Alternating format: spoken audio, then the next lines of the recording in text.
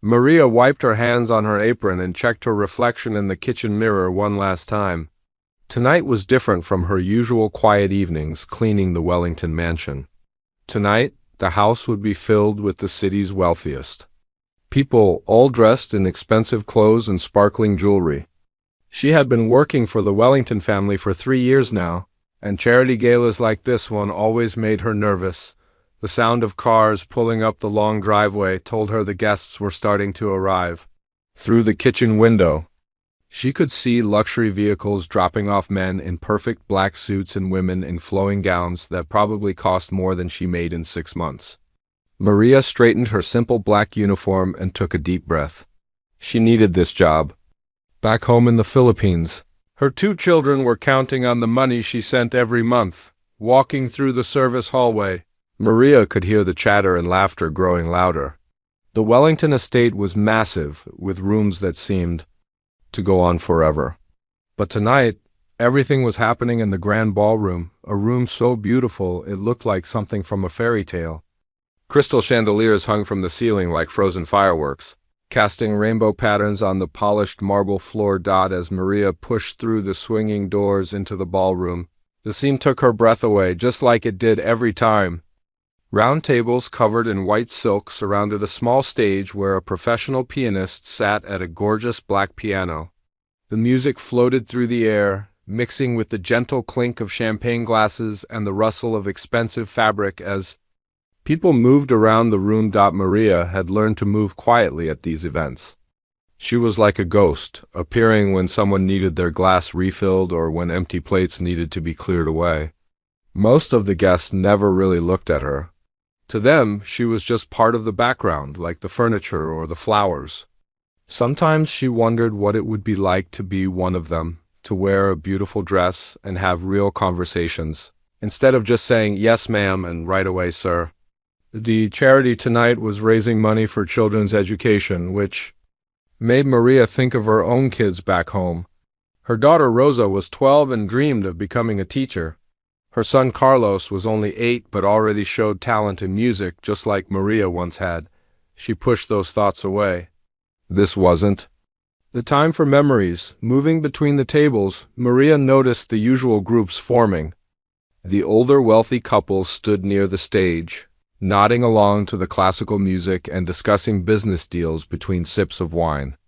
The younger crowd gathered near the bar, their voices louder and their laughter sharper.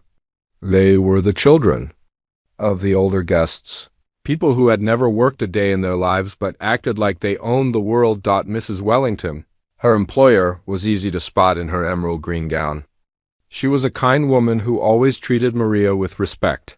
Unlike some of the other wealthy families Maria had heard about from her friends who worked in similar jobs, Mrs. Wellington would sometimes ask about Maria's children and always remembered their names. It was a small kindness that meant more than Mrs. Wellington probably realized. As the evening went on, Maria fell into her familiar rhythm. She knew exactly when to appear with a fresh drink and when to step back into the shadows. She had memorized the layout of every table and could navigate the room without bumping into anyone, even when carrying a full tray. The work was tiring, but she had done this so many times that her body moved automatically. The professional pianist was talented, she had to admit. He played the kind of classical pieces that made the wealthy guests feel sophisticated. Maria recognized most of the songs from her own past, a time that felt like a different lifetime now. She tried not to think about those days too much. It only made the present harder to bear. During a brief break in her duties, Maria found herself standing near a group of women discussing their children's private schools and expensive vacations. One woman complained that her daughter's piano lessons were costing a fortune, and the child barely seemed interested. Another mentioned how difficult it was to find really good help these days, as if Maria wasn't standing right there. She had learned not to react to comments like these. Getting upset wouldn't change anything, and she couldn't afford to lose this job. The food being served tonight was the kind Maria had only seen in magazines before working here. Tiny portions of expensive ingredients arranged like works of art on white plates. The guests picked at their food while talking about stock prices and real estate deals. Maria thought about the simple rice and vegetables she would eat later in her small room upstairs, and she wasn't envious. She had learned that fancy food didn't necessarily taste better than a home-cooked meal. As she cleared another table, Maria caught a glimpse of herself in one of the room's many mirrors. Her uniform was clean and pressed, her hair pulled back neatly, but she looked tired. The long hours were starting to show on her face. She was only 42, but sometimes she felt much older. Working in a house full of luxury while sending most of her money home meant she rarely bought anything nice for herself. The pianist announced he would be taking a short break, and the guests barely seemed to notice as the music stopped. They were too busy with their conversations about things Maria couldn't relate to: summer houses in Europe, their children's expensive colleges, and charity work that was more about being seen than actually helping people. The irony wasn't lost on her that she was serving people who were supposedly raising money to help children, while her own children lived thousands of miles away, because she couldn't find decent work in her home country. Standing near the flower arrangements she had helped prepare earlier that day, Maria allowed herself a moment to really look at the piano. It was a beautiful instrument, probably worth more than she would make in 5 years. The pianist had left his sheet music on the stand, and even from a distance, Maria could see it was Chopin. She knew that piece well. Too well. The sound of laughter brought her back to the present. She had work to do, and daydreaming wouldn't help anyone. But as she picked up her tray and prepared to make another round of the tables, Maria didn't realize that her quiet evening was about to change. In a way she never could have imagined. Sometimes life has a funny way of putting you exactly where you need to be, even when you least expect it. The professional pianist stood up from the bench and announced to the room that he would be taking a 15-minute break. Most guests barely looked up from their conversations, but the absence of music created a strange quietness that seemed to hang in the air. Maria was arranging fresh white roses in a tall vase near the piano when she heard footsteps approaching behind her. Well, what do we have here?" a voice said loudly, cutting through the gentle murmur of conversation. Maria turned to see Richard Wellington III, Mrs. Wellington's nephew, standing with 3 of his friends. They all looked to be in their mid-20s, wearing expensive suits that probably cost more than Maria's entire wardrobe. Richard had the kind of confident smile that came from never being told no. Never facing real consequences for his actions. Maria had met Richard a few times before during family gatherings. He was the type of person who spoke to staff like they were invisible, or worse, like they were entertainment for him and his friends. She had learned to avoid him when possible, but tonight there was nowhere to go. The piano area was somewhat isolated from the main crowd, as she was trapped between the instrument and the wall of windows. "Maria, isn't it?" Richard continued, even though he knew perfectly well what her name was. "I was just telling my friends here about how we have the most talented staff working for my aunt. Isn't that right, guys?" His friends chuckled, clearly in on whatever joke Richard was building up to. Maria could feel her stomach start to knot up. She had experienced this kind of attention before, and it never ended well for her. "I was wondering," Richard said, his voice getting louder so that nearby guests started to turn their heads. "Since our pianist is taking a break, maybe you could fill in for him? I bet you have some amazing musical talents hidden away." The way he said musical talents made it clear he was mocking her. His friends started to grin wider, anticipating whatever show Richard was about to create. Maria felt her face getting warm. "I'm sorry, sir, but I need to get back to work," she said quietly, hoping to end the conversation and escape. But Richard wasn't done with her yet. In fact, her polite refusal seemed to encourage him even more. "Oh, come on, don't be shy," Richard said, raising his voice another notch. By now, at least a dozen guests had stopped their conversations to watch what was happening. "I'm sure everyone here would love to hear some authentic Filipino music. Maybe something traditional from your homeland?" The way he said homeland made it sound exotic and foreign, like Maria was some kind of curiosity rather than a person. One of Richard's friends, a tall guy with perfectly styled blonde hair, joined in. "Yeah, Maria, don't leave us hanging. We're all about cultural appreciation here." The sarcasm in his voice was thick enough to cut with a knife. The other two friends nodded enthusiastically, like they were watching their favorite comedy show. Maria looked around the room and realized that more and more people were starting to pay attention. Some had even pulled out their phones, probably, expecting to capture something funny to share on social media later. The thought of being turned into some kind of internet joke made her feel sick to her stomach, but what could she do? Richard was her employer's nephew, and making a scene would only make things worse. I really don't think that's appropriate. Sir, Maria tried again, keeping her voice as calm and respectful as possible. She had learned over the years that staying polite was often the only way to survive these situations. Getting angry or defensive would just give them more ammunition to use against her, but Richard was clearly enjoying himself too much to stop now. Appropriate? What's not appropriate about sharing your culture with us? We're all friends here. He started clapping his hands slowly, making a big show of it. Come on, everyone. Let's encourage Maria to share her musical gifts with us. To Maria's horror, some of the other guests actually started clapping along. Not all of them, many looked uncomfortable with what was happening, but enough to make her feel like she was standing in front of a crowd at a circus.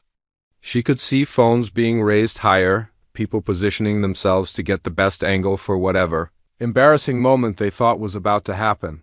The worst part was that she could see Mrs. Wellington across the room. Her employer was watching the whole thing happen, but she wasn't moving to stop it.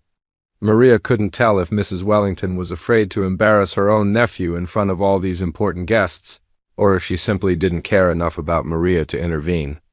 Either way, Maria felt completely alone.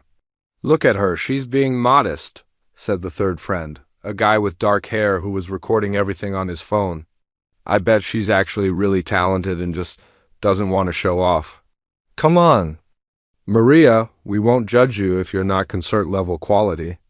We just want to hear something authentic. The word authentic stung. Maria knew what they meant by that. They wanted her to play something that would confirm their assumptions about who she was and where she came from.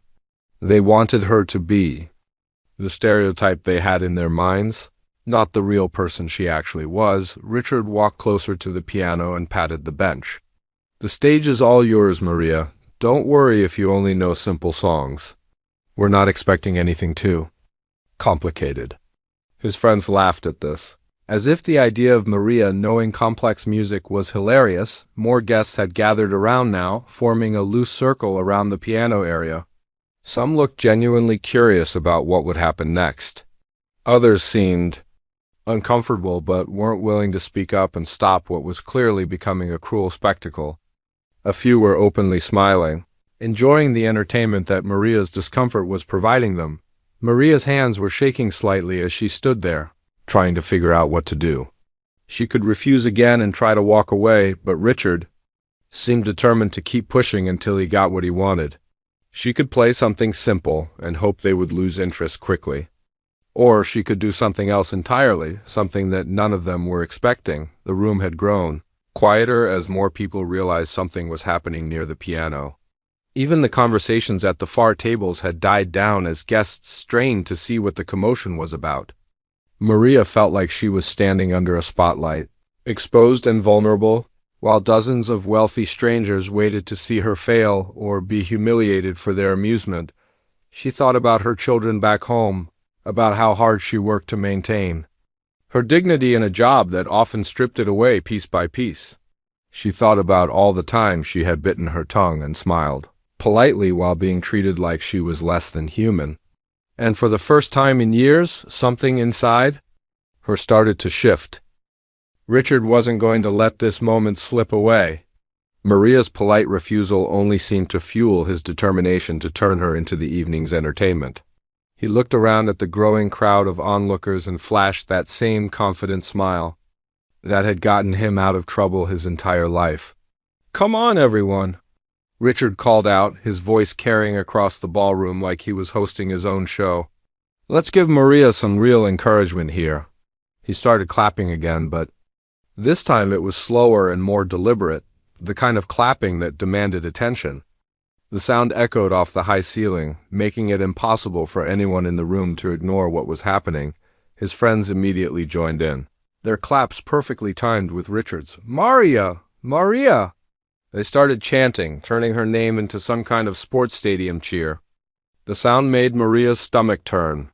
She had never felt so small in her entire life, standing there in her simple black uniform while people in $1,000 outfits treated her like a performing animal. To her horror, more guests started joining in with the clapping. Not everyone. She could see some people looking away uncomfortably or whispering to each other with worried expressions. But enough people were clapping that the sound filled the entire ballroom. Some of them probably thought they were being supportive, not realizing they were part of something cruel. Others clearly knew exactly what they were doing and were enjoying every second of it. That's the spirit. Richard shouted over the noise. "I just know Maria has been dying to show off her musical abilities, haven't you, Maria?" He looked directly at her with those cold blue eyes that held no warmth or kindness. "I bet you know all the beautiful traditional songs from your country. Maybe something really authentic that we've never heard before." The way he said authentic made Maria's skin crawl. She knew what he really meant. He wanted her to play something that would make her seem foreign and different, something that would confirm whatever stereotypes he and his friends had about people like her. They weren't interested in her as a person, they just wanted her to be their entertainment for the evening. One of Richard's friends, the blonde one who had spoken earlier, stepped closer to Maria with his phone still recording. "Don't worry. If it's not perfect," he said with fake kindness dripping from his voice, "we're not expecting Carnegie Hall quality here. Just play whatever comes naturally to you." The way he emphasized naturally made it clear he expected something simple and unsophisticated. Another friend chimed in. "Yeah, maybe something you learned as a kid. I bet your grandmother taught you some beautiful folk songs." They were boxing her in with their assumptions, trying to force her into the role they had created for her in their minds. They had already decided who she was and what she was capable of, and nothing she could say would change that. The worst part was watching more phones come out. People who had been having normal conversations just minutes ago were now holding up their devices, ready to capture whatever embarrassing moment was about to unfold. Maria realized that whatever happened next would probably end up on the internet, shared and reshared by people who would never see her as anything more than a joke. "Look at her, she's getting shy," Richard announced to his audience. "Maybe we need to make this a little more official." He walked over to the piano and dramatically pulled out the bench like he was preparing a concert stage. "Ladies and gentlemen, may I present tonight's special musical guest, our very own Maria." The crowd's reaction was mixed. Some people clapped enthusiastically, caught up in Richard's theatrical energy. Others looked increasingly uncomfortable, finally starting to realize that this wasn't just harmless fun. A few older guests were whispering among themselves, and Maria caught fragments of their conversations, inappropriate and "poor woman" and "someone should stop this." But nobody was stopping it. Mrs. Wellington was still across the room, talking to a group of potential donors as if nothing unusual was happening. Maria wondered if her employer was deliberately ignoring the situation, or if she simply didn't want to cause a scene by confronting her own nephew in front of all these important guests. Either way, Maria felt completely abandoned. "We're all waiting," Richard said, his voice taking on a slightly sharper edge. The friendly mask was starting to slip, and Maria could see the entitled brat underneath. "Don't keep your audience waiting, Maria. That would be rude, wouldn't it?" His dark-haired friend laughed and pointed his phone camera directly at Maria's face. "This is going to be great content," he said, not even trying to hide what he was doing. "My followers are going to love this. It's so refreshing to see real, authentic culture instead of all the fake stuff we usually see." Maria felt trapped in a nightmare. She was surrounded by people with more money than she would ever see in her lifetime. People who could ruin her life with a single phone call if she upset them, but they were treating her like she existed solely for their amusement. The worst part was that some of them probably thought they were being nice, that they were giving her a chance to share her culture or show her talents. Maybe she doesn't actually know how to play, suggested the blonde friend with a cruel grin. I mean, not everyone has had the privilege of proper music education. Maybe we're asking too much of her. The fake concern in his voice was more insulting than outright. Rudeness would have been. Richard's eyes lit up at this new angle. Oh, that's a good point. Maria, do you actually know how to play piano? I just assumed ... but maybe I was wrong. He was giving her an out, but it was the kind of out that would humiliate her even more. If she admitted she couldn't play, they would probably make jokes about her pretending to be something she wasn't. If she claimed she could play but then refused, they would call her a liar. The circle of onlookers had grown even larger. Maria estimated that at least half the party was now watching this spectacle unfold. Some people were taking pictures in addition to videos, like she was some kind of tourist attraction. She could hear whispered conversations in multiple languages, English, French, what sounded like German, as international guests tried to figure out what was happening. You know what? Richard said, his voice getting louder and more theatrical. I think Maria is just being modest. I bet she's actually incredibly talented and doesn't want to make the rest of us feel bad about our own musical abilities. His friends laughed at this obvious sarcasm. But we insist, don't we, everyone? We absolutely insist on hearing Maria play. The clapping started up again, even louder this time. Maria felt like the walls were closing in around her. She thought about her daughter Rosa, who was always so proud when Maria told her about working for wealthy people. What would Rosa think if she saw her mother being treated like this? What would her son Carlos think if he saw the video that was definitely going to end up online? But then something strange happened.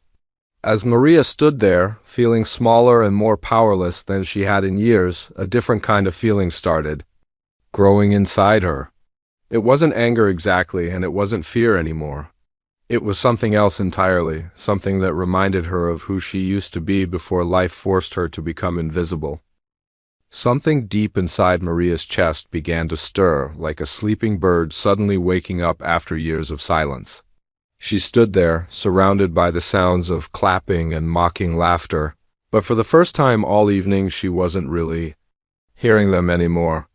Instead, she was hearing something else entirely, the faint echo of music that had once filled her life completely.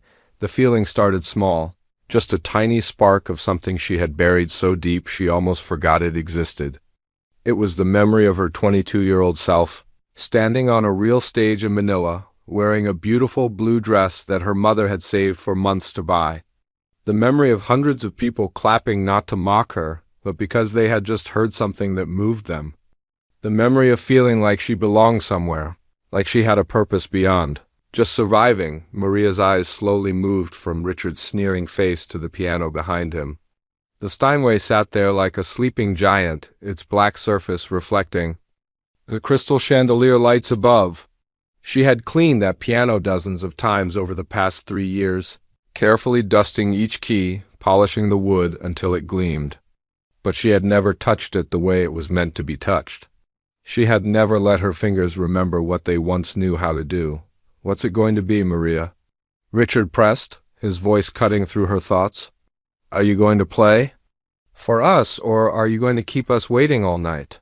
His friends were still recording everything, their phones pointed at her like weapons. The crowd around them had grown quiet. Sensing that something was about to happen, but not sure what, Maria looked around the room one more time. She saw Mrs. Wellington still pretending not to notice what was happening. She saw the uncomfortable faces of guests who wanted to help but didn't want to get involved. She saw the excited expressions of people who were enjoying the show. And she saw all those phones, ready to capture whatever humiliation Richard was trying to create. But then she thought about Rosa, her 12-year-old daughter, who believed her mother was the strongest woman in the world. Rosa, who didn't know that Maria spent most of her days being treated like she was invisible. Rosa, who still asked about the piano lessons she had to stop taking when Maria left the Philippines. What would Rosa want her mother to do right now? She thought about Carlos, her 8-year-old son, who hummed constantly and made up little songs while he played. Carlos, who had inherited her musical ear and her love of melody. Carlos, who deserved to see that dreams don't have to die just because life gets hard, and then she thought about herself. Not the Maria who cleaned houses and served drinks and bit her tongue when people were cruel, but the real Maria, the one who had spent 15 years of her life studying music, who had won competitions, who had felt the magic that happens when fingers touch keys and suddenly the whole world makes sense. The spark in her chest grew a little brighter. Richard was getting impatient now. Look, if you can't play, just say so, we'll understand. Not everyone has had the same opportunities in life.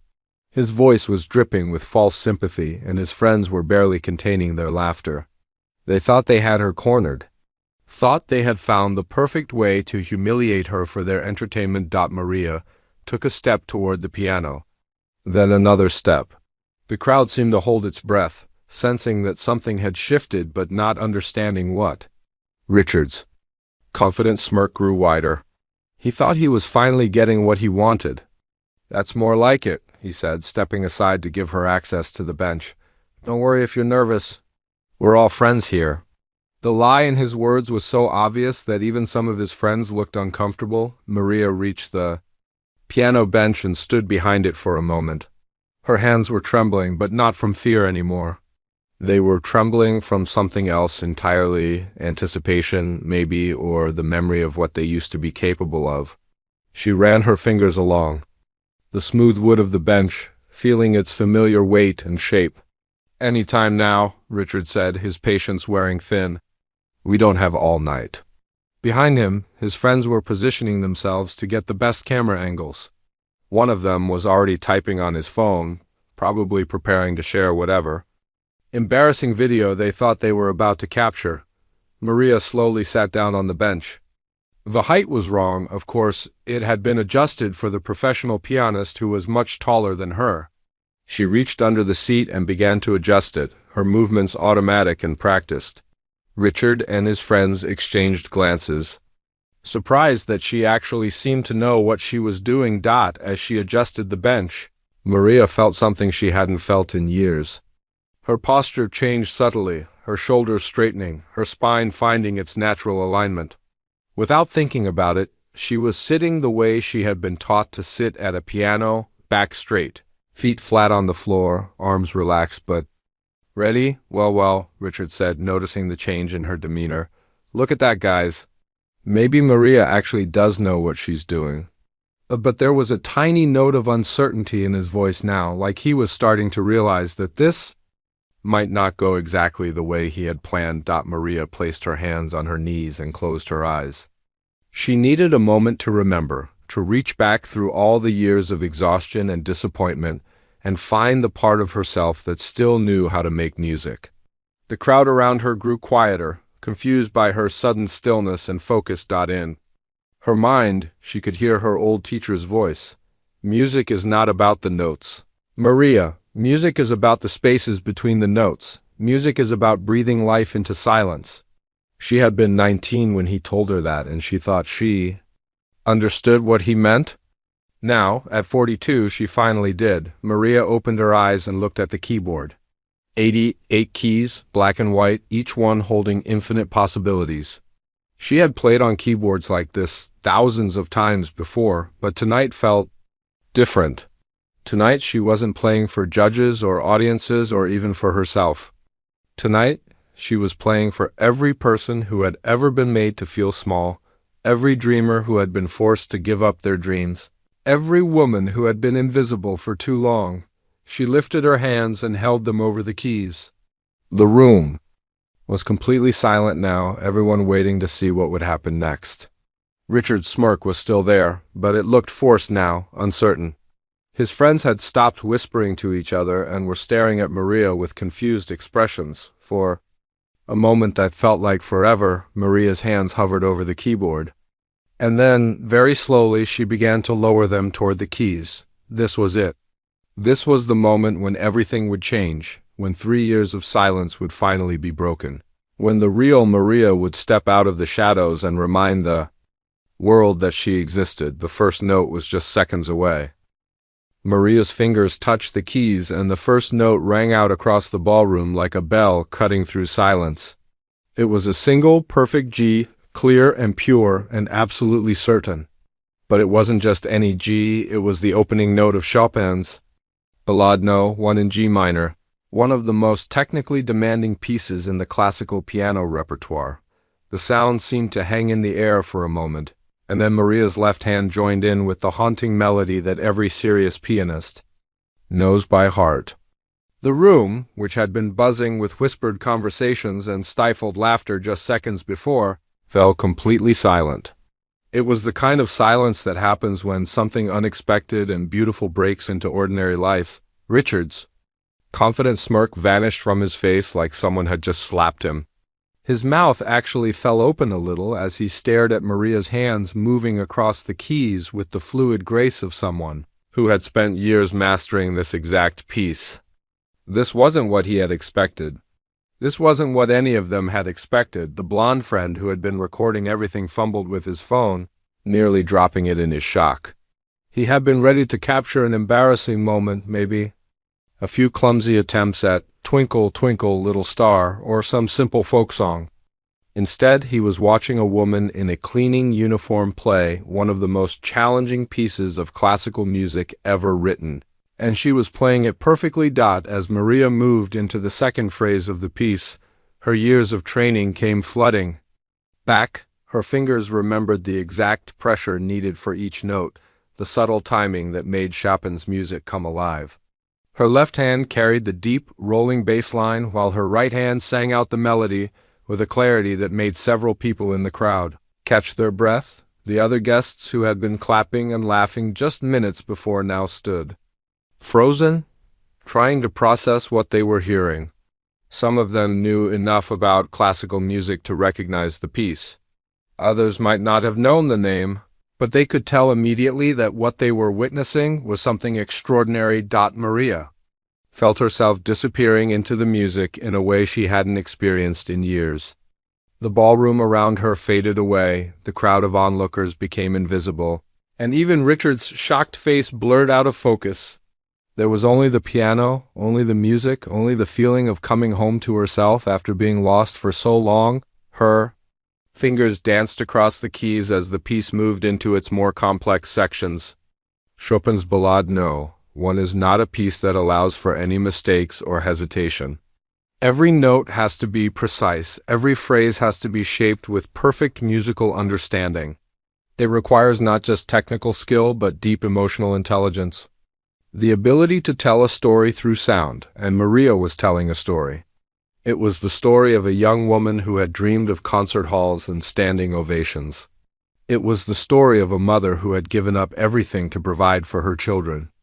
It was the story of 3 years of being invisible, of biting her tongue, of pretending that her heart didn't break a little every time she walked past a piano without being able to play it, the people with phones who had been ready to film her. Humiliation were now recording something entirely different. Instead of capturing a moment of cruelty, they were documenting something beautiful and unexpected. Some of them had tears in their eyes as they held up their devices, knowing they were witnessing something special. Mrs. Wellington, who had been across the room pretending not to notice what was happening with her nephew, suddenly stopped her conversation mid-sentence. She turned toward the piano with a look of complete amazement on her face. For 3 years she had employed Maria as a housekeeper, never knowing that she was living with one of the most talented musicians she had ever heard. As the piece moved through its dramatic middle section, Maria's playing became even more powerful. Her whole body was involved now, swaying slightly with the music, her face expressing every emotion that Chopin had written into the score. The technical demands of the piece seemed effortless under her fingers, as if she had been practicing it just yesterday instead of not touching a piano for years. Richard's friends stood in stunned silence. Their earlier smugness completely evaporated. The dark-haired one who had been making jokes about authentic culture was staring at Maria like he was seeing a ghost. The third friend had put his phone away entirely, too shocked to even think about recording anymore. Other guests throughout the ballroom had begun to notice that something extraordinary was happening near the piano. Conversations stopped at table after table as people realized they were hearing live classical music of a caliber they had never expected at a charity gala. Some began moving closer, drawn by the magnetic pull of Maria's performance. The piece reached one of its most technically challenging passages, where both hands have to work in perfect coordination to create cascading runs of notes that sound like musical waterfalls. Maria's fingers flew across the keys with absolute precision, her years of conservatory training evident in every movement. This was not someone who had learned to play casually. This was someone who had dedicated her life to mastering the piano. At the highest level, an elderly man near the back of the crowd whispered to his wife, "My God, that's conservatory-level playing. Where did they find her?" His wife just shook her head in amazement, unable to speak as she watched Maria's hands create magic on the keyboard. The professional pianist who had been on break heard the music from the hallway where he had been taking his rest. He came back into the ballroom and stopped dead in his tracks when he saw who was playing. As a professional musician himself, he recognized immediately that he was listening to someone with training and talent that matched or exceeded his own. Maria felt every emotion she had suppressed over the past 3 years pouring out through her fingertips. The loneliness of being far from her children, the exhaustion of working multiple jobs, the pain of having to hide who she really was, it all flowed into the music and was transformed into something beautiful and powerful. The guests who had been enjoying Richard's cruel joke just minutes before now looked embarrassed and ashamed. They realized they had been part of something terrible, that they had been ready to laugh at someone whose talent far exceeded anything they could imagine achieving themselves. Some looked down at their feet, unable to meet each other's eyes. As Maria moved toward the climactic section of the piece, her playing reached an even higher level of intensity and beauty. Every note rang out with crystal clarity. Every phrase was shaped with the kind of musical intelligence that comes from years of serious study and natural talent combined. Richard stood frozen beside the piano, his face pale and his earlier confidence completely shattered. He had tried to humiliate someone he thought was beneath him, only to discover that she possessed gifts he could never hope to understand. The tables had turned completely, and everyone in the room could see it. The music swelled toward its magnificent conclusion, and Maria knew that when the last note faded away, nothing would ever be the same again. As Maria continued playing, moving seamlessly from Chopin into the opening notes of Rachmaninoff's Piano Concerto No. 2, something extraordinary began happening throughout the ballroom. What had started as a cruel joke was transforming into something completely different, and the guests were starting to realize they weren't just witnessing good piano playing, they were hearing something truly exceptional. The transition between pieces was so smooth that many people didn't even realize Maria had changed composers. Rachmaninoff's concerto is notoriously difficult, requiring not just technical skill but enormous emotional depth and physical strength. The fact that Maria was playing it from memory, with no sheet music in front of her, told everyone with musical knowledge that they were watching someone with serious training. Mrs. Henderson, an elderly woman who had been a piano teacher for 40 years before retiring, grabbed her husband's arm. "Charles," she whispered urgently, "that woman is playing concert-level repertoire. Do you understand what that means? She's not just someone who knows a few songs. She's had years of professional training." Her husband nodded, equally amazed. He had donated to music programs for decades and had heard many professional pianists perform. What he was hearing now could easily hold its own in any concert hall in the world. How is our hostess employing someone like this as house staff? He wondered aloud. Meanwhile, several guests had pulled out their phones again, but this time it wasn't to mock or embarrass anyone. They were recording because they knew they were witnessing something special, something they would want to remember and share for all the right reasons. The cruel laughter from earlier had been replaced by genuine awe and respect. Richard's blonde friend, who had been making jokes about authentic culture just minutes before, was now staring at his own phone screen in disbelief. He had been live-streaming the event to his social media followers, expecting to share a funny moment at the expense of the hired help. Instead, his comment section was exploding with messages from viewers asking who this incredible pianist was, and where they could hear more of her playing. "Dude, who is this woman?" one comment read. "She's absolutely incredible. This is better than most concerts I've paid hundreds of dollars to see," wrote another viewer. "Why is someone this talented working as a maid? This doesn't make sense," said a third. The friend showed his phone to Richard, whose face had gone from pale to red with embarrassment. The livestream had been shared multiple times already, and people all over the internet were starting to take notice of Maria's extraordinary performance. Dr. Patterson, a music professor from the local university who was attending the gala, moved closer to the piano to get a better look at Maria's technique. As someone who had studied piano performance for over 30 years, he could immediately see that her hand position, her finger strength, and her understanding of the music were at a professional level. "This is remarkable," he told his wife quietly. "Look at her technique. Look at how she shapes each phrase. This woman has had conservatory training, probably at a very high level. I'd stake my reputation on it." His wife was equally impressed. "Should we find out more about her? I mean, if she's this talented, what's her story? How did she end up working as house staff?" Dr. Patterson was already pulling out his own phone, but not to record. He was doing what several other musically educated guests were doing. He was trying to research Maria's background. A quick search for Maria Santos, pianist, Philippines, brought up results that made his eyes widen in shock. "Good heavens," he breathed, staring at his phone screen. "This is Maria Santos.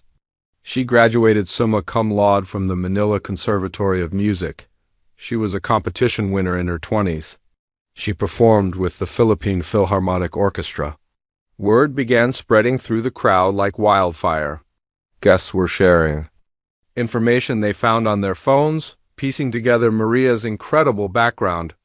The woman they had watched being humiliated just minutes before wasn't just any housekeeper. She was a formally trained classical pianist with credentials that impressed even the most educated music lovers in the room. Mrs. Chun, a wealthy philanthropist who funded several music programs, felt her heart breaking as she realized what had been happening. "Do you understand what we just witnessed?" she asked her husband. "We stood by and watched while someone tried to humiliate a woman who has probably forgotten more about music than most of us will ever know." The professional pianist who had been hired for the evening stood near the back of the crowd, his own face showing a mixture of admiration and shame. As someone who made his living performing classical music, he recognized immediately that Maria's playing was superior to his own. The technical precision, the emotional depth, the perfect memory, everything about her performance was at a level he aspired to reach. "She's incredible," he told a guest standing nearby. "I've been playing professionally for 15 years, and I couldn't perform those pieces with that level of skill without months of preparation. She's doing it like she practiced them yesterday." Meanwhile, Richard stood frozen beside the piano, watching his cruel joke backfire in the most spectacular way possible. Every note Maria played made him look worse. Every phrase reminded everyone in the room of how badly he had misjudged and mistreated her. His friends had stopped trying to support him and were now keeping their distance, clearly embarrassed to be associated with what had happened. The videos being shared on social media were already starting to gain traction beyond the immediate audience. People were resharing the clips with captions like "hidden talent revealed" and "never judge someone by their job." The hashtag Maria Pianist was starting to trend as more and more people discovered the extraordinary performance. A talent agent who had been attending the gala as a guest began taking notes on his phone. He had represented classical musicians for 20 years, and he knew immediately that he was watching someone with enormous commercial potential. If Maria was interested in returning to professional music, he could help make that happen. Mrs. Wellington finally made her way through the crowd toward the piano, tears streaming down her face. For 3 years, she had employed Maria as a housekeeper, treating her kindly but never imagining the extraordinary talent that was hidden beneath the surface. She felt ashamed of her nephew's behavior and amazed by the revelation of who Maria really was. "I had no idea," she kept whispering to herself. "I had absolutely no idea." Other guests were having similar realizations. People who had barely noticed Maria during previous events were now remembering small moments, the way she hummed softly while working. How she always seemed to know when classical music was playing on the radio, the gentle way she dusted the piano as if it were something precious.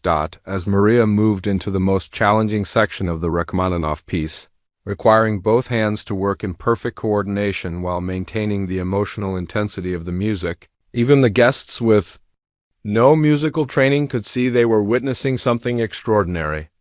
The sheer physical demands of the piece, combined with the mental concentration required, made it clear that this wasn't just talent. This was years of dedicated professional training. The room had become completely silent except for the music. Even the waitstaff had stopped working to listen.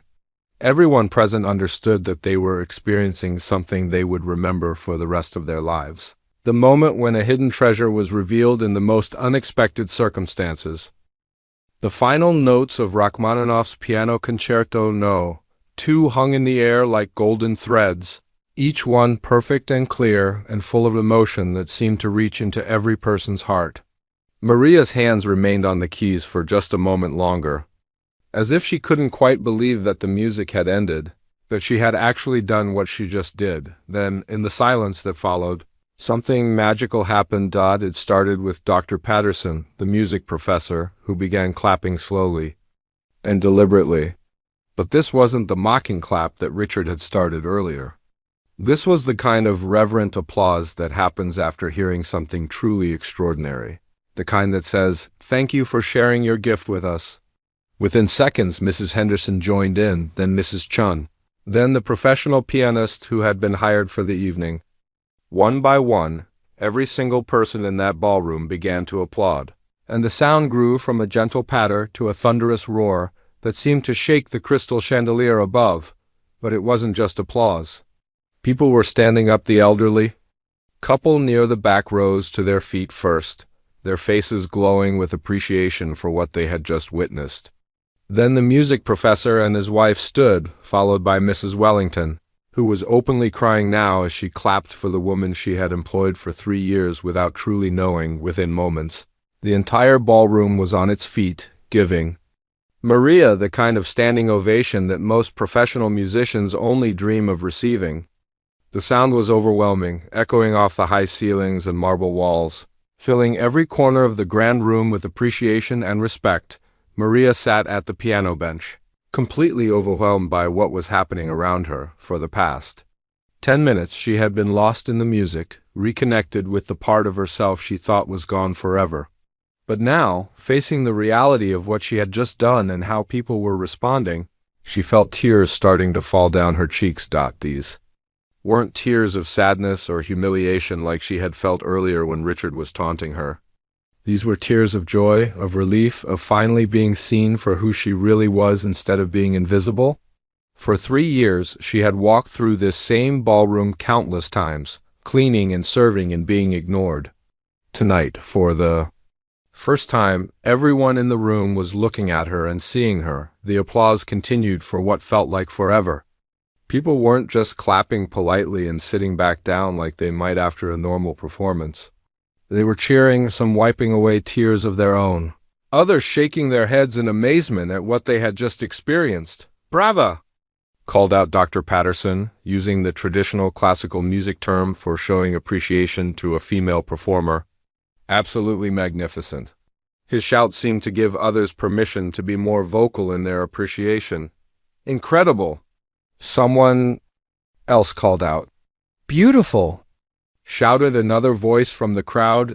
Richard stood frozen in the same spot where he had been taunting Maria just minutes before, but everything about his demeanor had changed completely. His face had gone from pale to red to a sickly green color, as he realized how spectacularly his cruel joke had backfired.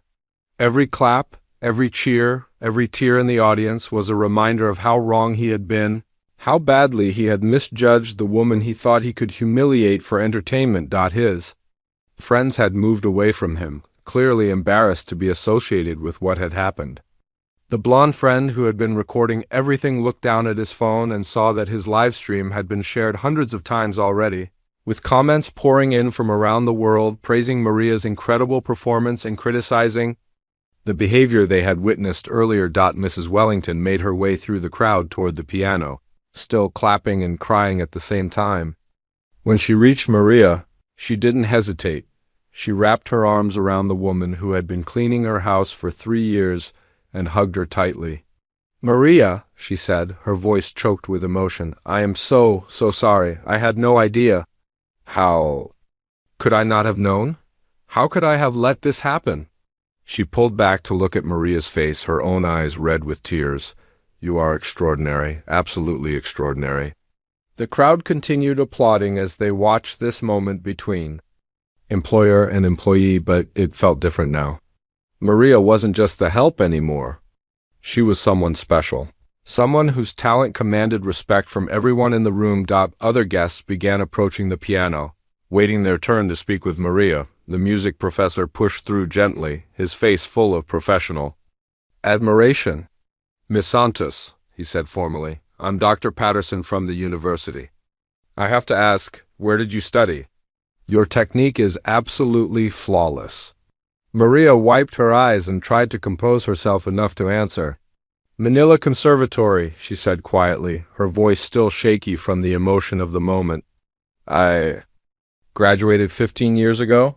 "Summa cum laude," added Mrs. Chun, who had found the information on her phone during Maria's performance. "And you won the International Young Artists Competition when you were 23. The crowd murmured with appreciation and amazement. These weren't just casual accomplishments. These were the kind of achievements that marked someone as a serious professional musician at the highest level. A tall man in an expensive suit stepped forward. "Miss Santos, I'm David Miller. I represent classical musicians professionally. I hope you'll consider speaking with me about returning to performance. What we just heard tonight, that belongs on the world's greatest stages." Maria looked around at all the faces surrounding her, all the people who had gone from ignoring her existence to treating her like a celebrity in the span of 20 minutes. It was overwhelming and wonderful and terrifying all at the same time.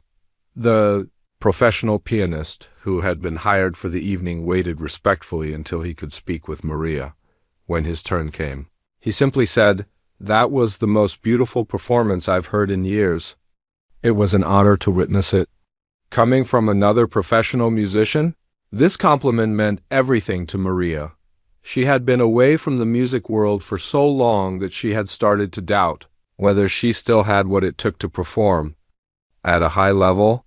Tonight had proven to her, and to everyone else, that her gift was still very much alive. Young people in the crowd were still recording everything, but now they were capturing a celebration instead of a humiliation. The videos being shared online showed Maria being embraced by Mrs. Wellington, surrounded by admirers, treated with the respect and admiration she deserved. The hashtag Maria Pianist was trending on multiple social media platforms, with people sharing the videos and adding their own comments about the incredible performance they had witnessed.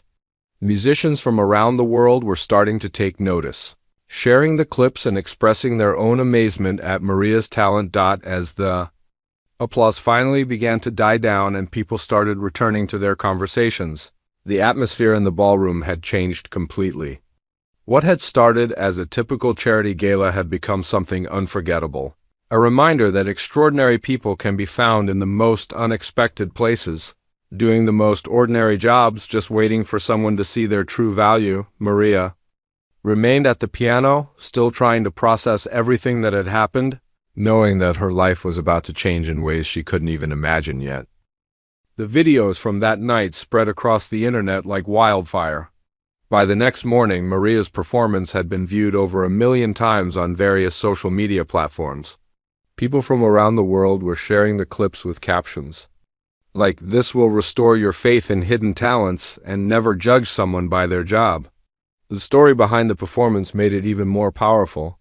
Viewers could see the cruelty at the beginning, watch Maria's transformation, and witness the moment when everyone realized they had been witnessing something extraordinary.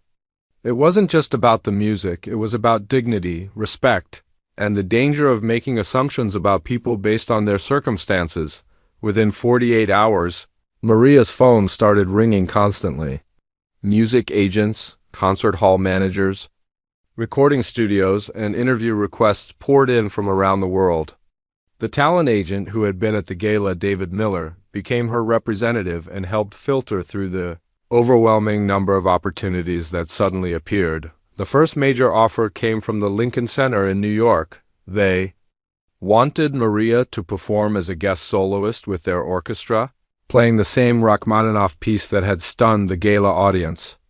When Maria heard this news, she had to sit down. Just a week ago, she had been cleaning toilets and serving drinks.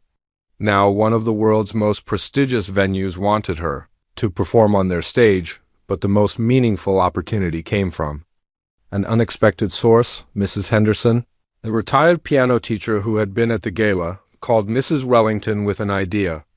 She wanted to create a scholarship fund in Maria's name, specifically designed to help talented musicians who had been forced to give up their dreams due to financial hardships.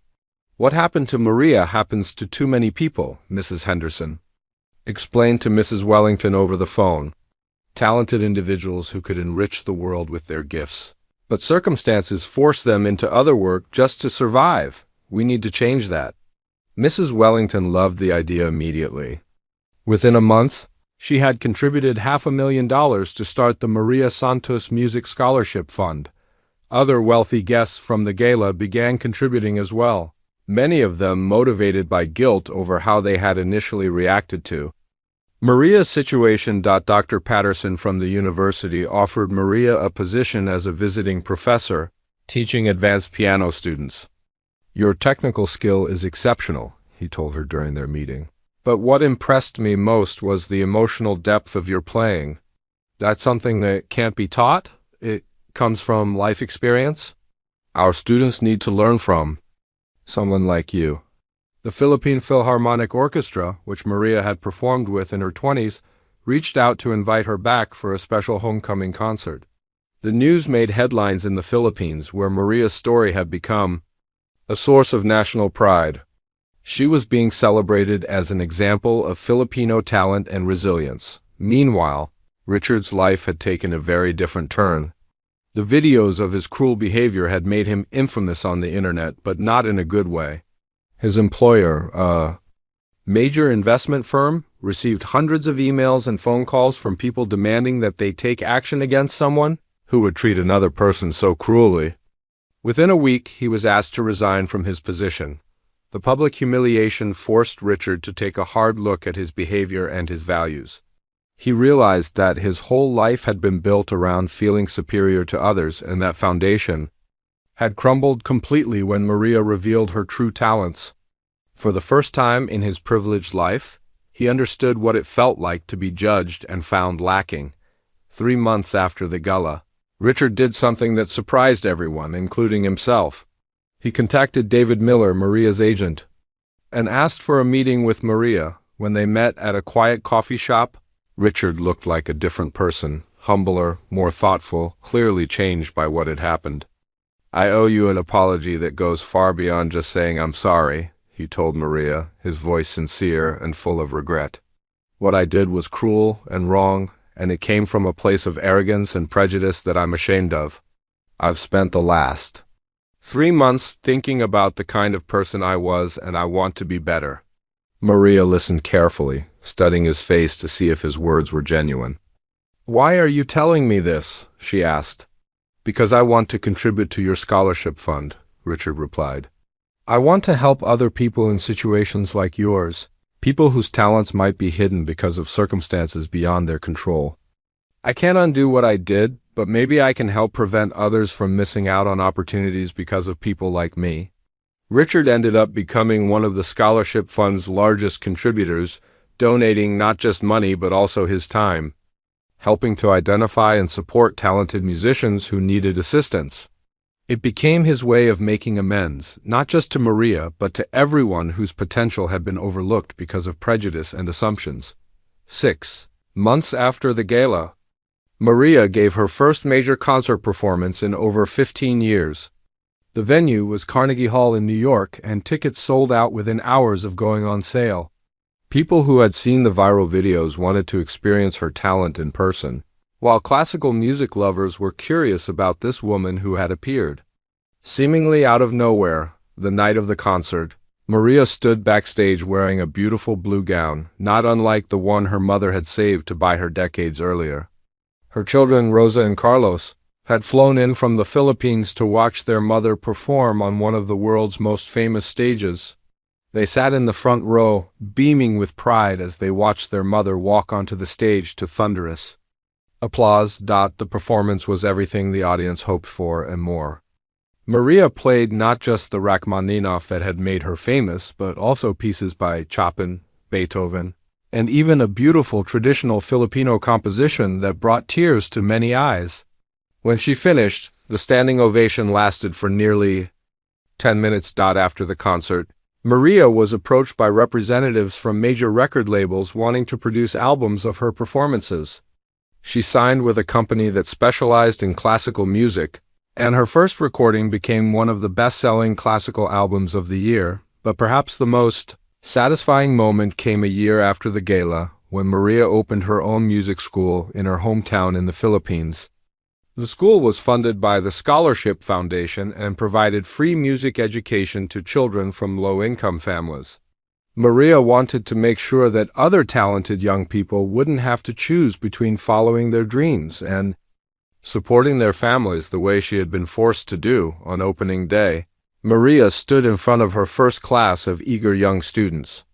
Many of them reminded her of herself at that age, full of musical passion but uncertain about their futures.